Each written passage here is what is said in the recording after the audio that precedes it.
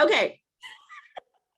All right, guys. So welcome. This is Doing More with Less, Effective Marketing and Business Development Strategies for Small and Mid-sized Law Firms. We're going to be talking a lot about technology today because that is Chris's background and I have a lot of experience in that. But even if you're not at a smaller or mid-sized firm, you will be able to take lots of things away from today's presentation. Tips that you can implement right away. There's no firm and no lawyer, no one that will ever say, we don't want you to save money or we don't want you to do more with less. We all are doing more with less, being more creative. So I hope you will get inspiration today. So Chris, can you introduce yourself for those who don't know you? Absolutely. I'm Chris Fritsch. I am the president and founder of Clients First Consulting, and I am also a CRM success consultant. No, that is not an oxymoron. You can be successful with CRM. And we help firms successfully select and implement marketing and BD related technology and integrated technology and implement it in such a way that people actually get value and return on investments. We also have a team of almost 100 people that help clean the data because data quality is a huge problem for, I don't know, every client we've ever had. I mean, I was going to say, as a former client of Chris's, I've called Chris in a frenzy being like, hey, can you help me? Like, I have all these contacts and I don't know what to do with them and they're not clean and I don't know how to implement a CRM. And I'm working on 2 CRM rollouts right now, 2 contactees rollouts, which is interesting. So I think we might have some contactees folks on here. If you are on here, say hi. So I'm a Stefanie Marrone and I am a former in-house marketer. Some of the firms at which I've worked are along the bottom here. And I was at big firms. Now I'm at mostly small and mid-sized firms, and I do a lot of outsourced CMO work. I'm actually sitting in the office of one of my clients right now, and I feel like I can add a lot more value to small and mid-sized firms. I also feel like we are much better situated to do things than our, we have a unique position in the market. And I think I've learned a lot from working at Big Law. And I think there's a really great place for all of us. And I also work with a lot of clients on social media marketing. And so that's where you guys may know me. I hope you'll follow both Chris and I on LinkedIn. I have put some links in the chat to we're actually going to do part 2 of this program because we know we're going to run out of time today. So sign up for that June 23rd, and there are links to sign up to follow me and Chris on LinkedIn and our also email newsletters. So please feel free to follow us there. All right. Stephanie, I just have to say, working together with you, I always learn so much about social media. You've really helped us take our clients have even said you've helped us take it up a notch. So that means a lot, Chris. And I always learn a lot from you as well. So there's like a mutual love here. So hopefully you guys will learn from us today too. All right. I am so excited. Chris, you want to take us through what we're going to talk about? This is what we're going to learn today. We are going to talk about some trends that we have been seeing in the marketplace. Between the two of us, we've worked together with hundreds of top firms. And, a lot changed during COVID, but now we're coming a little bit maybe out of the pandemic, thank goodness, and into more of a hybrid phase with people working at home, but also back in the office, some part-time, some full-time. And so we're going to talk about how that is changing the dynamic again. And then we're going to talk, because of the topic that we're addressing today, about what this means for small and mid-sized firms, the challenges and the opportunities that are presented, and how technology can be and is a super important part of that. And how do you pick the right tools? There's so much out there. How do you make sure that you do successfully select the right tool for your firm and actually do, implement it and get value and ROI? That's mostly what I'm going to talk about. Stephanie, what are you going to talk about? So I would not be true to my own brand, Chris, if I didn't talk about using social media and content marketing for not only brand building, but lead generation. And, people say to me all the time, do I really need to adopt LinkedIn in part of my marketing strategy? And yes, the answer is 1,000,000%, particularly as we continue to pivot into this hybrid work environment, but also as our clients and our referral sources and the candidates continue to get younger and rely on social. So we're not going back to this the world we had before. The world is Yeah. continuing to develop and change, and we must, communicate in a way that makes sense with our constituencies. The other thing is I want to talk about content marketing. You have to find things to say to people, and content is the key to that. But you need to be able to use technology to be able to, if you have all this great content, what's the point if no one's actually seeing it? So that's where CRM and email marketing and all these things fit together, and really smart marketers know how to leverage all of these tools together. So that's why this webinar made a lot of sense for Chris and I to partner on this. And we're also going to talk, I'm just going to talk about just in general, like doing more with less. I'm going to talk about SEO a little bit and websites, and how you don't want your website to become a crisis, and some things along, some little surprises. I'm also going to talk about alumni relations, and how no matter if you've been around for 100 years, 50 years, or 2 years, every firm has former lawyers, and those need to be part of your business development, marketing, and recruiting marketing strategy. So all of those things. Yeah. And be sure to stay till the end, because we are going to have some free giveaways and resources, and maybe even an announcement. So let's jump in. So here's some of the things that we are seeing collectively, right? I have been doing CRM consulting for 15 years as of July. And I have never in the history of working together with hundreds of firms seen so many wanting right now to change CRM systems. It's unprecedented. A lot of this is because people are wanting to go to the cloud, but a lot of it is because we're becoming more sophisticated about business development, and we need real business development features and functionalities to support things like opportunity tracking, referral tracking, ROI tracking. And we'll talk a little bit more about that. I'm also seeing ERM, or enterprise relationship management, has become indispensable. More and more, the lawyers are not interested in engaging with the technology. And when you've been sort of hitting your head against the same wall for, I don't know, CRM's been around in legal for at least 25 years.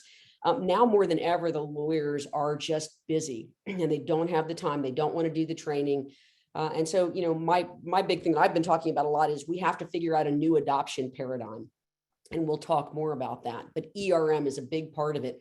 ERM, for those of you who may not know, is collectively collecting the contacts from the attorneys without having to do an Outlook sync, just creating them from the signature blocks of emails, and also creating a relationship to the attorney and a strength score based on recency and frequency of communication using an algorithm.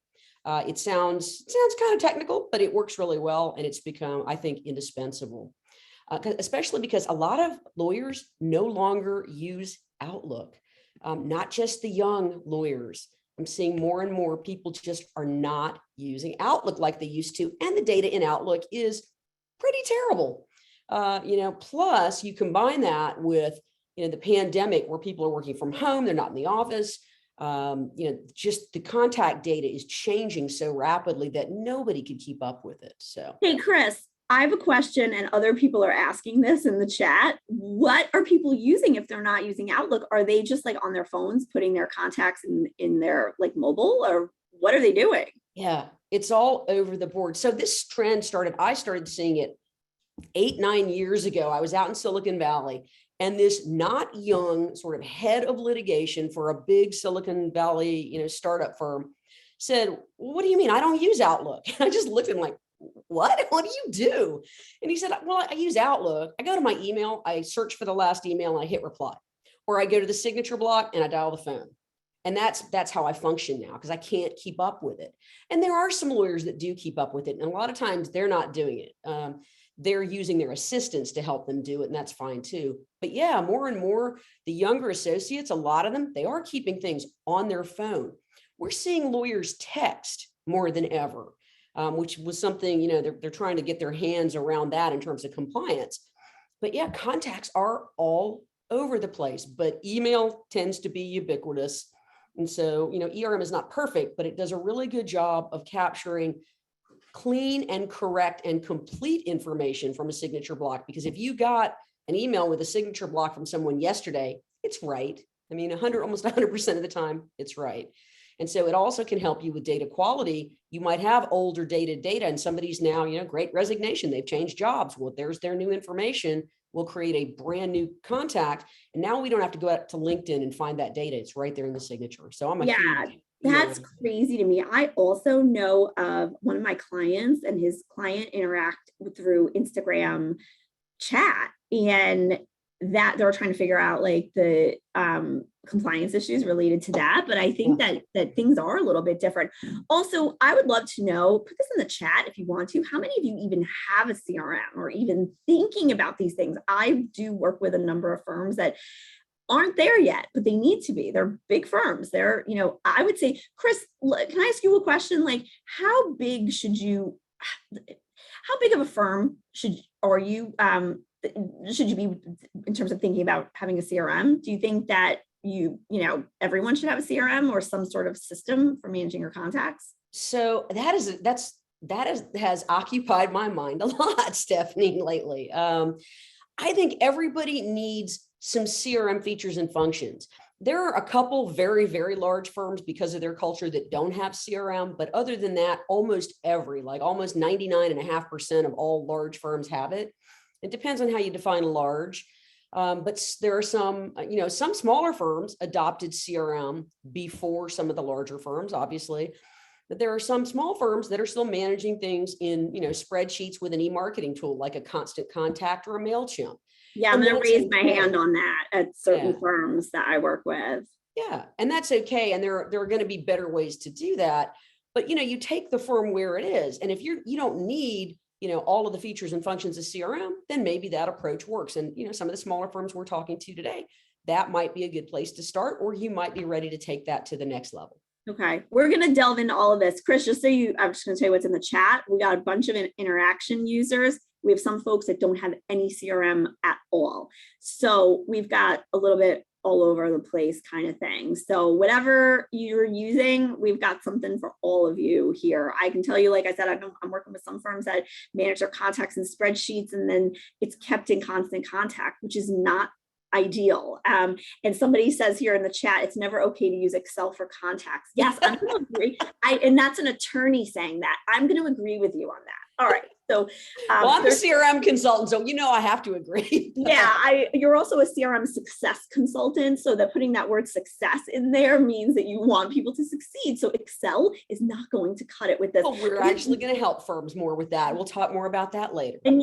Chris, you brought up a really good point also. The Great Resignation people have moved everywhere. You may think you know where people are, but they've moved in the last year or two, and people don't send V cards anymore when they get a new job.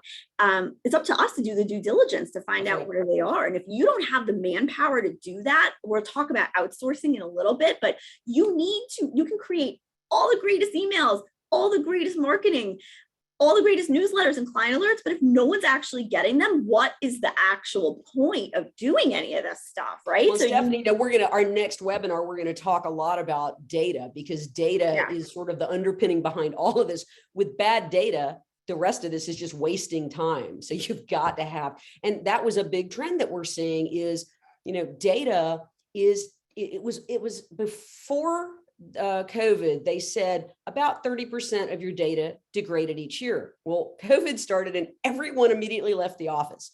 Everybody's working from home. Now everybody's changing jobs. It's easily more than half your data is bad every year. And, I had a very smart managing partner say to me, all the time that we spend writing articles and doing webinars, if we don't reach the right people, that is wasted billable time. 1 million. The time we spend creating events and the money we spend there, that's a much bigger, expense. And you've got to get your marketing messages delivered, and data's a big piece of that. But let's talk about some other stuff. What else are we going to talk about? Okay, we're going to talk about, this dovetails right into what we just said, the importance of e-marketing. And I firmly believe that there's no better tool in the world. Like, I can give you all the tricks in the world about social media, but I can't make sure that every single person sees all of your content on social, because there is no actual way, with the exception of one tool that I'm going to tell you guys about in a little bit. Email marketing is the most direct way. So don't underestimate the power of the tried and true. So we'll go back to email marketing, but it's got to be about your clients. Alumni. So I mentioned this before. Small and mid-sized firms need to focus on alumni relations. Big firms have been doing it, Chris, forever. My first job, Chris, in legal marketing was setting up the alumni relations program at Paul Weiss 20 years ago. Here's the thing. Small and mid-sized firms can absolutely get on this bandwagon. You need to think about your universe of former employees and start interacting with them because of a number of reasons that I'm going to get into in a little bit. But if you need help with that, you can outsource it. But it's, again, data driven. There's email marketing components. There's a CRM component, but you need an alumni relations program yesterday.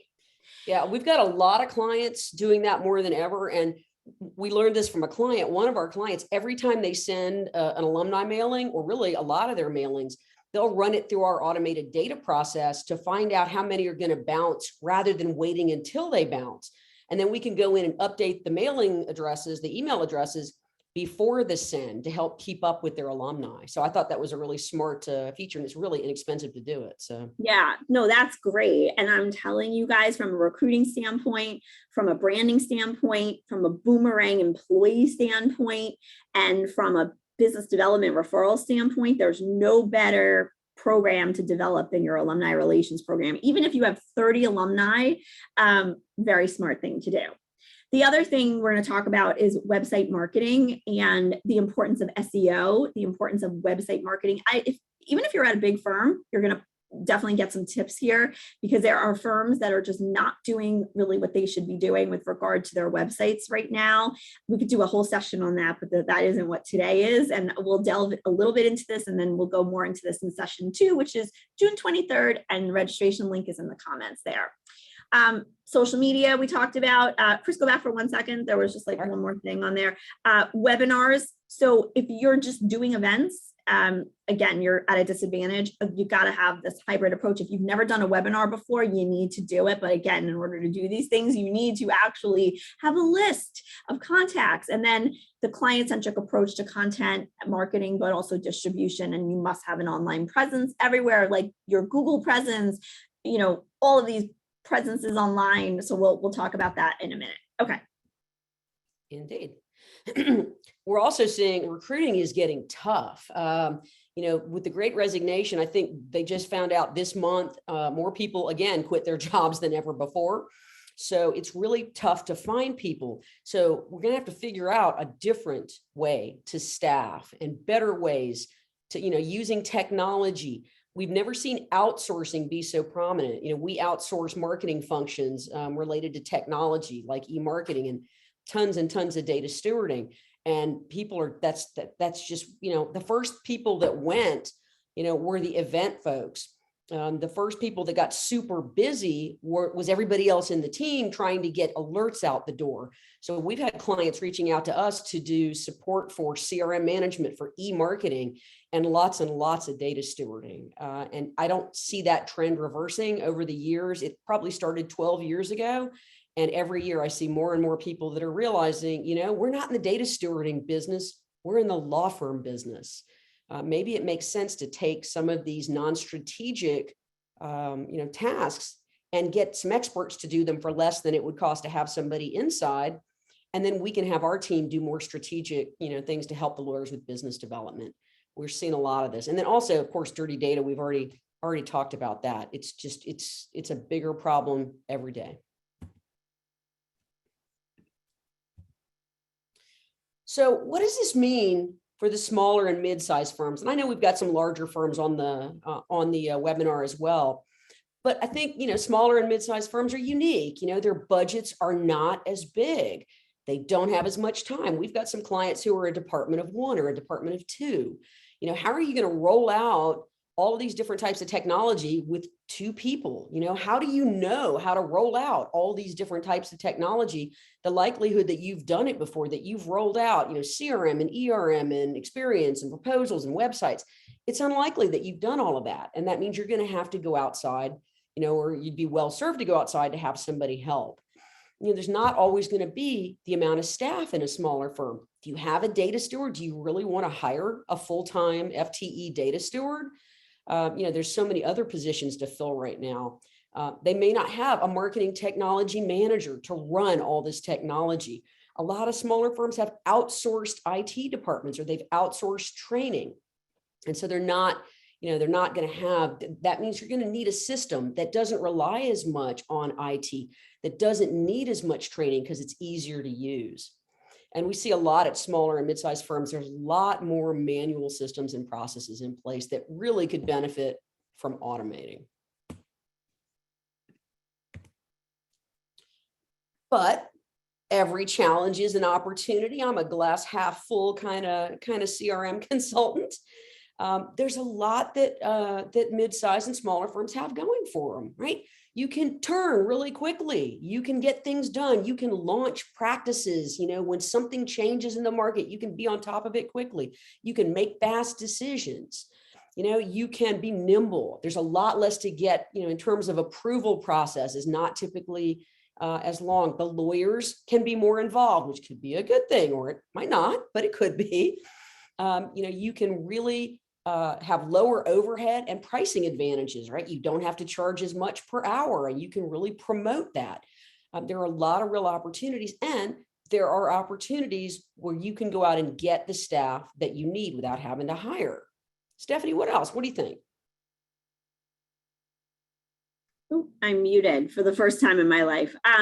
So I would agree on all of these things as someone sitting in an office right now with a team of one other person at this firm, and as somebody who's been in-house and had one other person, I 1,000,000% had to think about how to be creative with outsourcing and how to manage expectations of the firm and manage expectations in general so that I didn't overpromise and underdeliver. So I was always really trying to figure out what my core things were that I was trying to do, and that was working in alignment with the firm.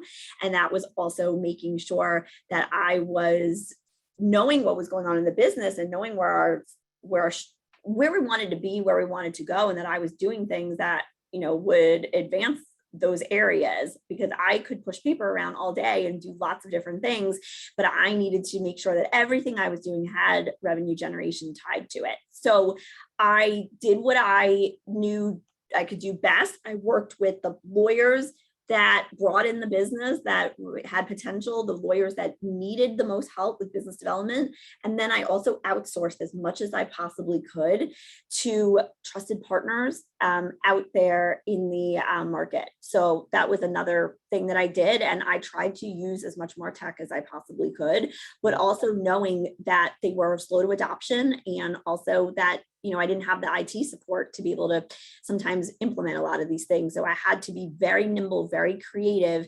And let me tell you something, I learned how to do a lot of things myself. I became a graphic designer, so I learned how to use Canva.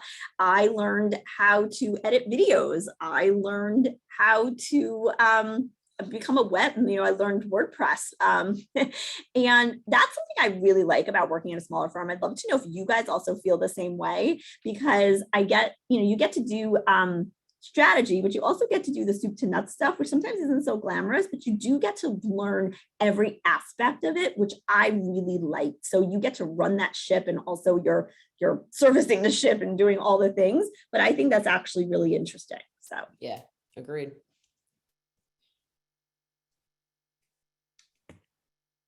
All right. So what does this all mean? What, as a smaller mid-sized firm, what are some of the things that you could really focus on, to get an advantage, a competitive advantage? Obviously, adopting technology. I'm going to say that. You're going to say that, Stefanie. You're going to say social media. Totally agree. E-marketing, we've already talked about. Looking at some of these new staffing options. We had a question about, some of the marketers thought that, if you outsource things, you might have that fear of being replaced. The reality is you're outsourcing things that are more commoditized, not things that are strategic, and not things that are lawyer facing. So you're always going to be in control of that. And the way to sell it is, I don't need a 40-hour data steward. I can't afford to hire somebody, but I can go out and get 10 hours of data storing a week. I can go out and get 2 or 3 hours of e-marketing consulting, per week if I need that, because I can't hire a professional to run my e-marketing or my CRM program, where you can go out and just get a few hours here and there, which is nice. Well, and also let me give you one other, let me just say one other thing. I am the CMO to a California law firm, and they don't need me full time. They also can't afford me full time, Chris. So the thing I think that we've learned with this great resignation is different ways to think about the talent pool. And so I would say to the person who feels threatened, don't. You bring amazing things to your job, and you have talents. You've got to, showcase those every day. But to those of you who are dealing with the talent shortage, think outside the box. This is a great opportunity for small and mid-sized law firms to rethink how they've been staffing. You don't have to have somebody full-time if you don't need them full-time, or if you could tap into somebody. I'm not saying hire me, because I actually don't have the bandwidth right now, but you can utilize people like me part-time, and then utilize someone internally as well. But think outside the box in terms of how you've been structuring your team, or outsource certain elements of the things you've been doing, or work with an admin assistant or a paralegal to maybe have half their time be part of marketing, and they show an interest in it, or whatever it may be. But there are different ways to rethink how we have been traditionally staffing the law firm, the administrative departments. And even one of my mid-sized law firms is billing out the COO, the CFO. They're billing me out. And that's also another way to think of us as one of my lawyers at one of my firms used to say to me that I was like a cost center. And I would say to him, absolutely not, guys. I'm a revenue generator. So if we think about unique ways to utilize all of the people at your firm, you'd actually be in a very creative, I think very innovative place to show what the model of the future could be. So this California firm, for example, is excited to have a New York person be at the helm of their marketing, but not be tethered to trying to find somebody in their local market. So open your eyes for all kinds of talent. Yeah. And the other thing that I see is, when you're trying to hold on to staff and you've got maybe one assistant, having that person do data stewarding, oh my God, they'd rather jump out the window. You don't want to put somebody big picture, who marketers are often big picture, focused on minutia of things like data cleaning and template building and graphic design. You want to find people who love that. So if you've got somebody on staff, that loves that, great. But don't just think, hey, I've got this body who's got hours, because it's a recipe for failure, because they're not going to like it and they can go get another job tomorrow now. So just things to think about. Yeah. Okay. So I like to think about professional services as having 5 essential marketing activities, and nothing groundbreaking here, but networking, a combination now of online and in person, speaking, writing, the participation in trade associations or bar association committees, or pro bono, whatever it is, and then our digital presence, which are all of those things that are mentioned here. And then I'll say that I've mentioned this before, but you can do all of these things, but if you're not actually marketing yourself using social or email marketing or all of these tools, you're not actually doing everything you can to be visible in front of your referrals and your clients. So that's why we're doing these things. And that's why we're, especially when you're a smaller firm. So this brings me to this slide, which if some of you have come to my presentations on small firms, you've seen this before, but I've said, when you are not a household name, you have to invest in marketing. Even if you are a household name, you have to invest in marketing, because it's not enough to rest on the laurels of the name on the door, because I don't believe that people hire the law firm anymore as much as they hire the lawyer. People want to do business with people. You need to be creative about doing more with less. And the thing is, big firms have more of everything. They have more, information, more deals, more money, more press mentions. So we just have to get creative about telling the story of the stuff that we're pushing out the door. And we have to do more with less, because we have less budget also. So that is unique challenge and also opportunity. I prefer to see it as an opportunity, but your lawyers, we're also managing the expectations of the lawyers who may want to be in the Wall Street Journal and are annoyed that they're not getting those kinds of press mentions, while they're seeing colleagues of theirs at bigger firms get those. And they have to understand that they may not be able to get those, but we can get them different kinds of things by thinking a little differently. Okay. And I will also just say, obviously, again, not anything groundbreaking, but referral relationships are so important to small and mid-sized law firms with regard to business development, which is why, again, we do the marketing, which is why we do the list cleanup, the CRM, why we do social, why we do email marketing, all of these things, because we want to reach these people. You're not touching these people every day by phone or in person anymore. We want to reach out to these people in ways that add value. And that is what marketing and content helps us do, in my opinion. So solo practitioners, smaller law firms, big law firms, accounting firms, financial services firms, individuals close to retirement age, guess what?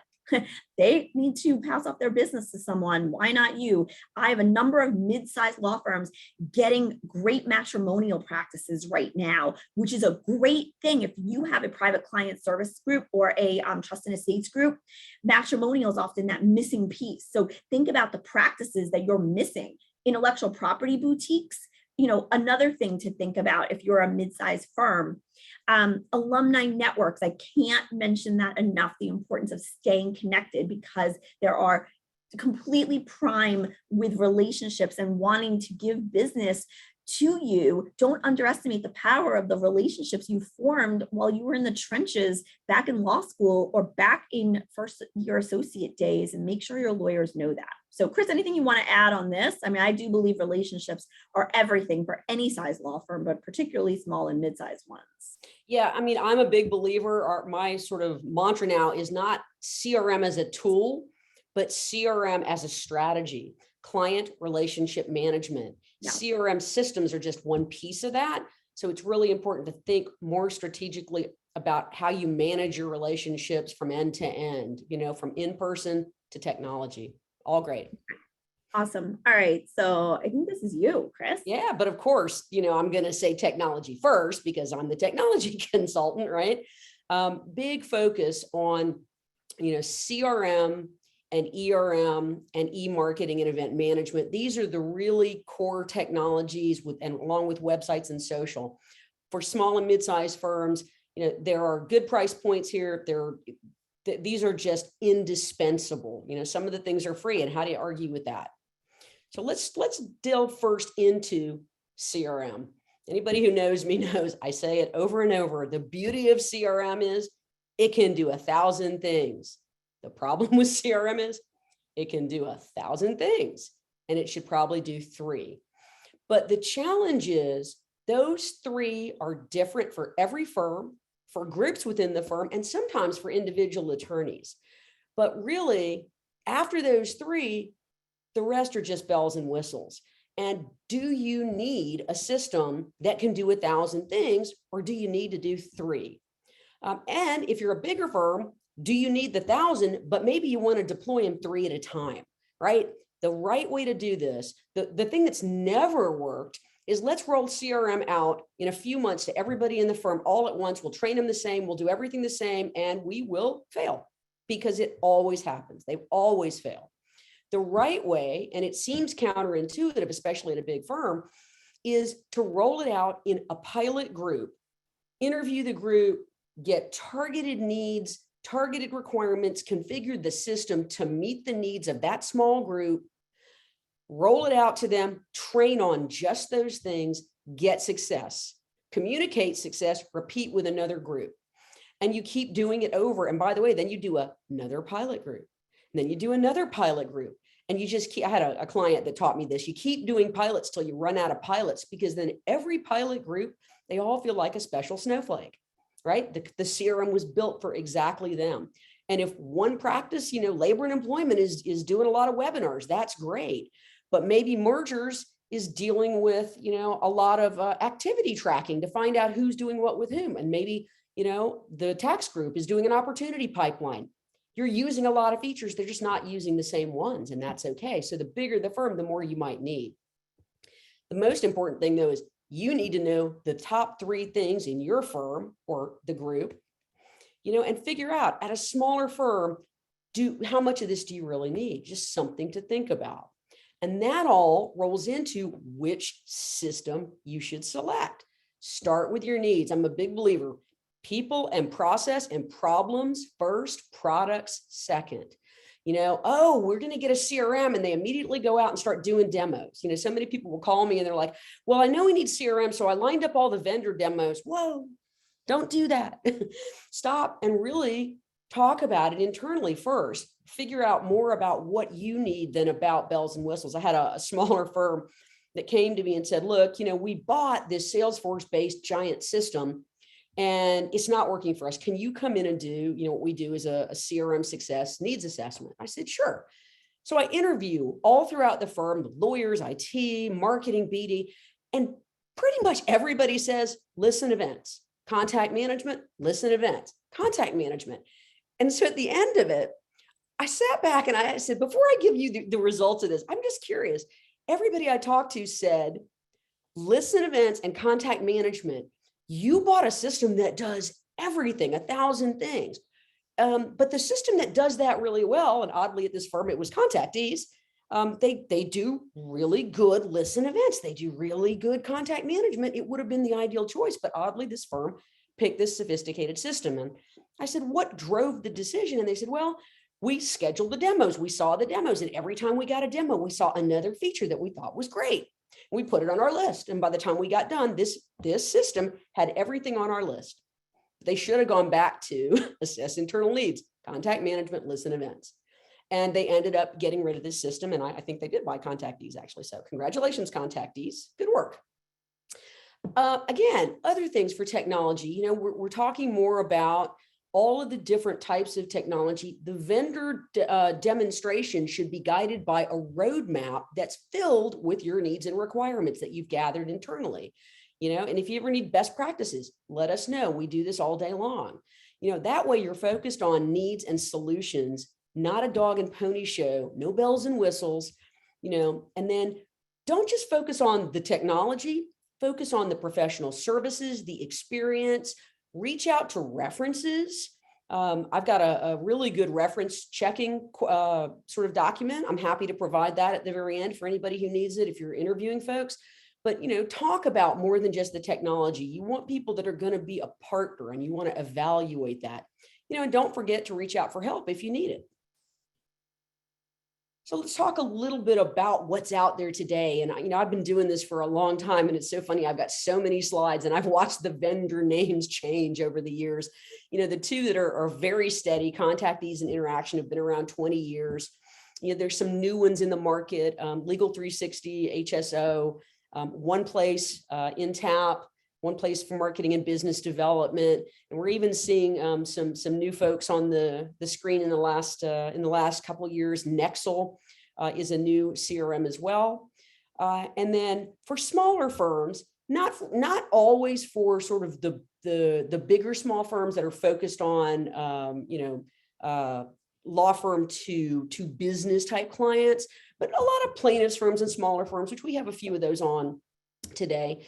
They might, if they're running Clio in the back office, Clio has a little module that does some CRM, and there's a product called Lawmatics as well. But again, these are more for consumer-based and smaller firms and plaintiffs firms, but good technology.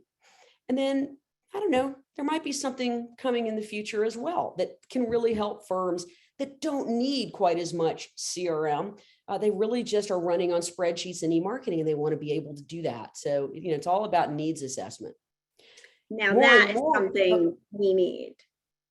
More and more, we're also seeing, firms are asking us, well, should we just go get Salesforce? What about HubSpot? What about Dynamics? Every firm that I've ever worked with that tried to implement Salesforce or Dynamics has been frustrated. They're great platforms. I use them both. We couldn't live without Dynamics. We couldn't live, without HubSpot and Salesforce. And a lot of firms, they think we've got Microsoft, so Dynamics would be really easy. The challenge is they're just not verticalized for our industry. The language they use, the information they present, it's a foreign, I guess we're a foreign language to them, but they're a foreign language to us. And it really hurts adoption. More important, they don't understand our business or our industry, nor do they usually express much interest in that. So the need to get those products to work for us, you have to spend a lot of time, money, and effort on configuring them for legal. And a lot of firms don't have the time, money, and effort to do that.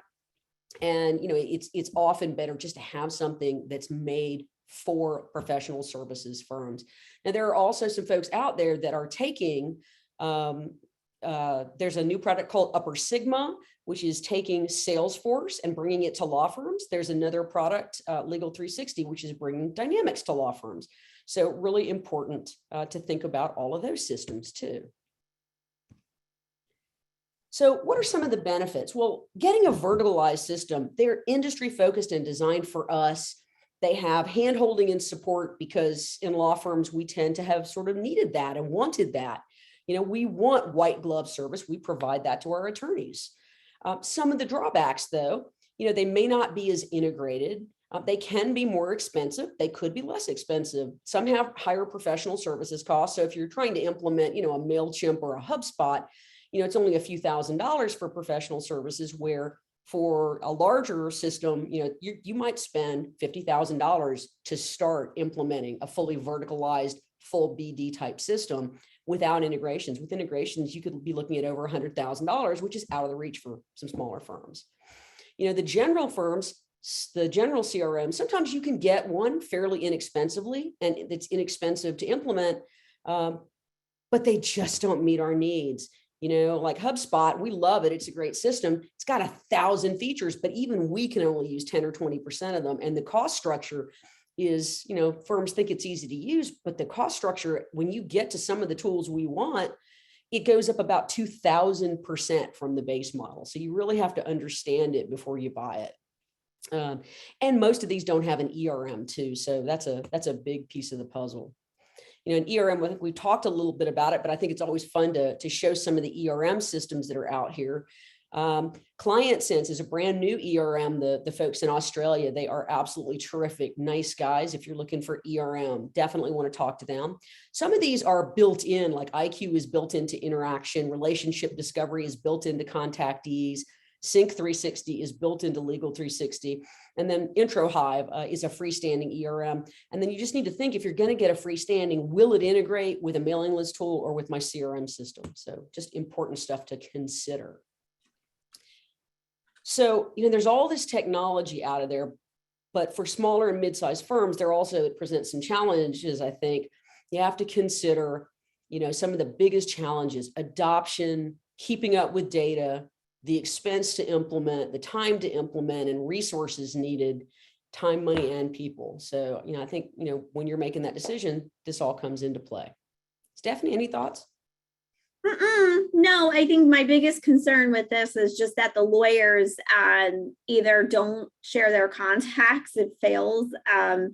The secretaries aren't trained at a mid-sized firm or small firm. We don't have the support to get the info. And I sometimes see the best intentioned CRMs just don't go anywhere. And that, I know you have a lot of resources on how to make sure that that doesn't happen. And so that I think we should cover, Chris, in our next program. I think you can spend a ton of money on a CRM and have the best intentions, and the marketing team are the only folks using it. But like, I think a lot of the lawyers get scared by it. I think segmentation has to be part of this. Like, you cannot blast everybody on your email list every time you email somebody. You have to build in, you know, your labor and employment list, your healthcare list, et cetera, your COO list, whatever it is.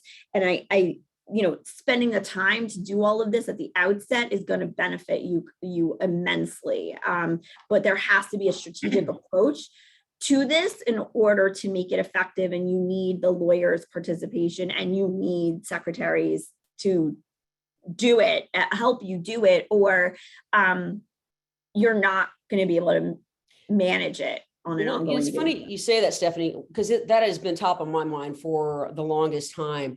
Is, you know, with smaller firms, they get frustrated because of all these challenges with CRM, especially things like adoption and getting, you know, the attorneys trained and the secretaries and assistants trained, you know. And I really think it's time for maybe a tool that, you know, rethinking adoption.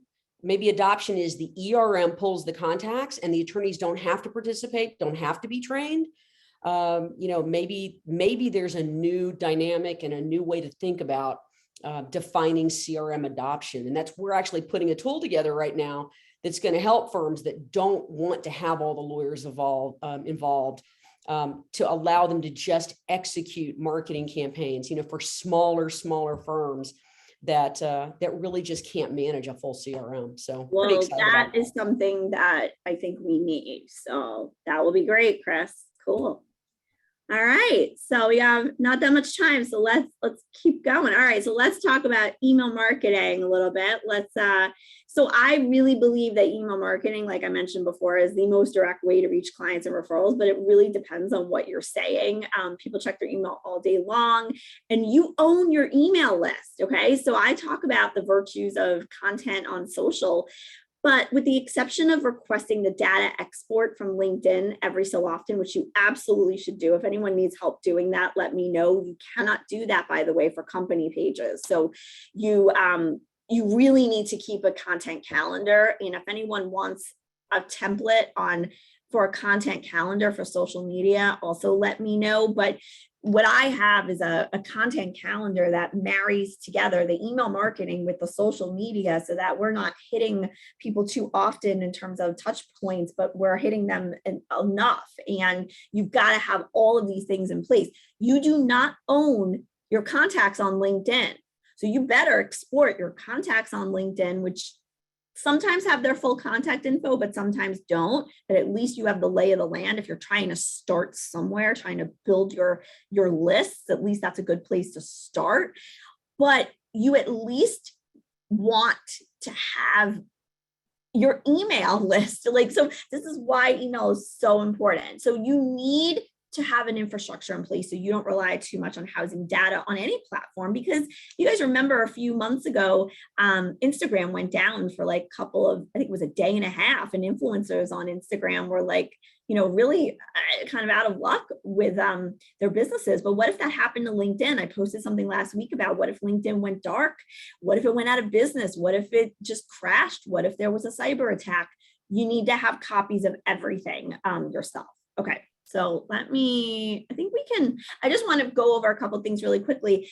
Email newsletters need to be front and center for all of us. And if you're not creating one, you should, but it cannot be one that is all about your firm and how great it is and your business and what it's doing. It needs to be client-centric and helpful. So for example, article snippets that link back to your latest blog post or your latest articles. This is key. So you always want to drive people back to your website. So I never put the full text of anything. I always drive them back to something I want them to go to, which is my website, give them a reason. Smart websites of today have content that then keeps them on the page. And I'll talk about that in a minute. Case studies. Okay, you want to get people's attention? Case studies.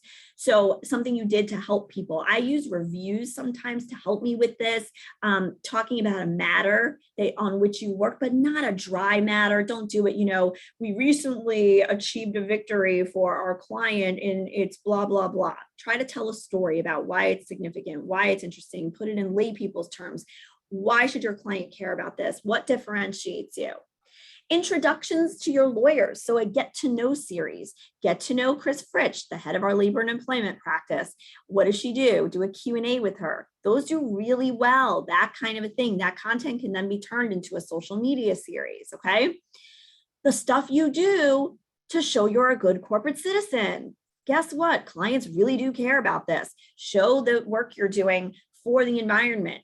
Show your CSR initiatives. Show that you support your people and their causes, all of these things. And then practice area news. Let's say you opened up a new office or you have a new practice service line. I'm seeing a lot of firms have in-house counsel practices, so general counsel services, which I think is a great idea for a small and mid-sized law firm because we a lot of times connect the dots. If you don't say you do it, people don't think you do it. So put that there as well. Don't think everyone's reading every email you send them either. So if you do blog posts or you do an individual client alert, I would do a synopsis of them in this email newsletter that you have to figure out the cadence for it, whether it's once a week, once a month, every other week. But you can, put the information into this nicely packaged e-newsletter. And again, this should be designed. This should not be a PDF. This should not be a newsletter in the body of an email. This needs to go out through your email marketing tool. Okay, and then I just want to, I think, Chris, this was you. You wanted to talk about some of the email marketing solutions. Yeah, there's just there are a lot of different options. The ones on the left here are concept, dispatch, and future are more verticalized. And the ones on the right are more general, less legal focused, going to be very similar challenges and benefits to the other software that we talked about. Okay, cool.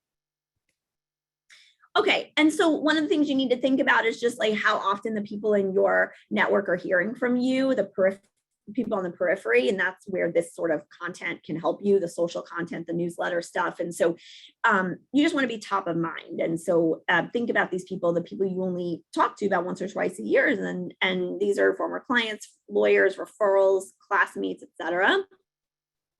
And what do? You use content, social, email marketing. They give you reasons to reach out to people.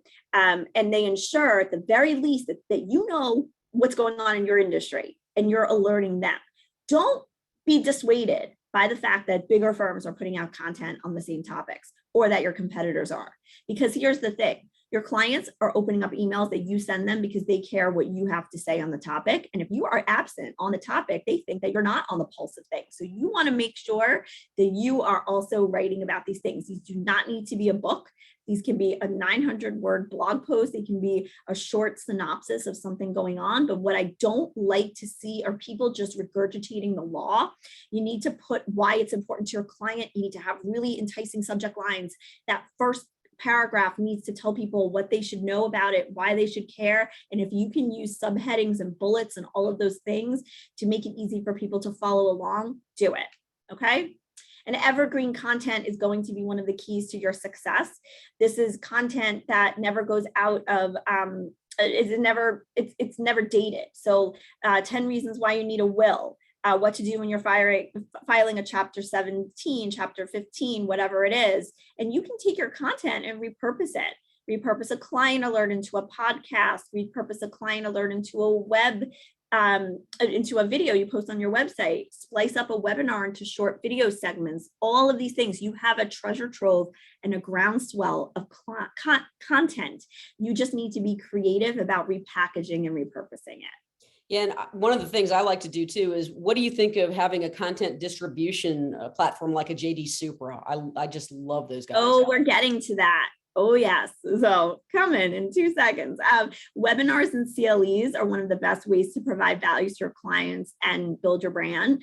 You don't have to provide CLE, by the way. Do a webinar, record it, splice it up into little segments, and then that is something you can post on social, post it on your YouTube channel, gives you content for days. The show notes can be also turned into a blog post, a client alert. Chris showed me something really cool on YouTube where you right click on a video once you posted it and you can get a free transcript. So you don't even have to pay for a transcript, which is a great little key tool. And I always say you should do a little key takeaways piece after every webinar you do, and that can turn into a client alert as well. So if you found, for example, something interesting from today, you could write a piece on that, and that's a social post, but your lawyers could be doing that every single time they're not billing and they're attending a conference or speaking at a conference. One of the highest rated client alerts at one of my firms was the key takeaways from the ABA antitrust seminar, because a lot of people couldn't go to it and they found it very interesting. So I would recommend you do something like that. And then Chris, leading me to this point is, you're so smart. if you are a small firm, a big firm, a mid-sized firm that has a blog or any kind of content, and you're not having a lot of success with getting it out there, or your social posts are not getting a lot of traction, you know what you need? You need more eyeballs, but you need you need the right eyeballs. You need a content syndicator like JD Supra to amplify your content, so that what they do is push out your content to their news, to their audience, which are tens of thousands of people who subscribe to different practice areas and industry areas, and they consume content, push it out in their newsletter, on their social media. This is how small firms start to build their prowess with their content. And if you're a small firm and you have a podcast that you want to launch, this is how you get the word out, because JD Supra enables you to post the podcast on their platform. So I have an example. Stephanie? Yeah. We had so many great ideas putting this together that I know we've got a lot more content. I think we might even want to do a third webinar. What do you think? I think we should do a third webinar. What do you guys think? Why don't we jump to the end and show them, the goodies, and then we'll have all this content to do actually another webinar. All right. So I'm going to jump. And guys, I don't know if you know what your LinkedIn social selling ranking is, but type it into Google and you should go find out yours. I didn't get to talk about anything related to LinkedIn. So we're just teasing you now. This is going to be all the content for our next webinar. All right. So I didn't get to talk about SEO or anything related to that. The one thing, guys, I want to just go talk about really quickly before we leave is that the one way to make sure that everybody sees all your content on LinkedIn is to set up a company page newsletter. And that is key. So if you want to do that, I'm going to do a course on that soon. Okay. So Chris, is this where you wanted me to be? Yeah. So, what are the takeaways, right? I like to just say, let's bring back a couple nuggets that are particularly relevant for you and your firm. Before buying technology, assess your needs, figure out the staffing, figure out the resources, assess your data. We're happy to help with that. Anybody who asks, we will for the first 5 people, we will run a list of up to 500 contacts through our automated data quality process and let you know how much is good, how much is bad, all the bounces to remove, and what can be enhanced. If you can't in-house things, then outsource them. Think about, having some resources dedicated to free you up to be more strategic. Figure out what you need to do, prioritize it by cost benefit. Stephanie, I think you're going to say alumni, right? Yeah, I didn't get a chance to really delve into alumni, but you need an alumni program, and we'll cover that in the next session. In the next one, because technology is a big piece of that. You need to track where they are, where they left, where they were when they left your firm is not where they are today. So you need to track them up and find out where they are, because they are great referral sources and great business development sources and return employees, all of those things. Indeed. And then obviously, make sure you have a social media presence on the right channels. I didn't talk about social. You guys have heard me talk about social a lot, but for us, it's LinkedIn. You do not need to be on TikTok, FYI. Just go on LinkedIn. That's where you need to be. Everybody here needs to set up a LinkedIn company page immediately. Small firms must have it. And the cadence by which you post is more important than what you post is more important than the cadence. So I want to make sure you're posting really good content, not feeling like you have to post every single. Yep. And if you want tips for success, subscribe to crmsuccess.net. That's our blog where you can sign up and follow Stefanie and I on social. We will take a call anytime. You can reach out to us for help. And we're actually going to give some resources away too. So, anybody who reaches out, we're happy to share this. We're going to send a follow-up email, but let me give you these QR codes. If you want to connect with Stefanie, take your phone out, click that QR code. If you want to connect with me, click that QR code. We're always happy to take a call and email to share info and best practices for success. And Stefanie, I can't wait for the next webinar. And now, so June 23rd, we'll send an email with the follow-up info for this one. Ran out of time, so we want to thank you guys. I think that's probably it. Yeah. So, and somebody asked me a question about the content calendar that I use. There's a few. You could just really honestly use a Google spreadsheet. Google Sheets, I think, is really good. HubSpot has a calendar, but I really like Google Sheets, and it's a great way to share. That's like what I've been using. You can have different tabs for different social channels. There's so many things we could continue to talk about here, but I want to thank you guys for being such a great audience. And I'm so glad you found this interesting. So stay tuned for information about the second session. I'm glad you guys took a lot of notes. Remember, you really do need a CRM and some sort of CRM to manage your contacts if you're trying to do the email marketing or any of this stuff, because you really need to house your contacts somewhere. It doesn't matter if you're a firm of 2, a firm of 902, you need to put your contacts somewhere, and housing them in constant contact is not the safest place for them. And maybe next time we can share more information about some new options. Yes. So good. I'm so glad you guys were here. And I will also send some info. I'm going to do like another LinkedIn Power Master class jazzercise thing or whatever. So you guys want to join that, you're welcome. You're welcome to do that LinkedIn kind of stuff. And make sure you follow Chris and I. And yeah, so thanks, Chris, for joining me for that. All right. Awesome. Take Bye. care, everyone. Bye.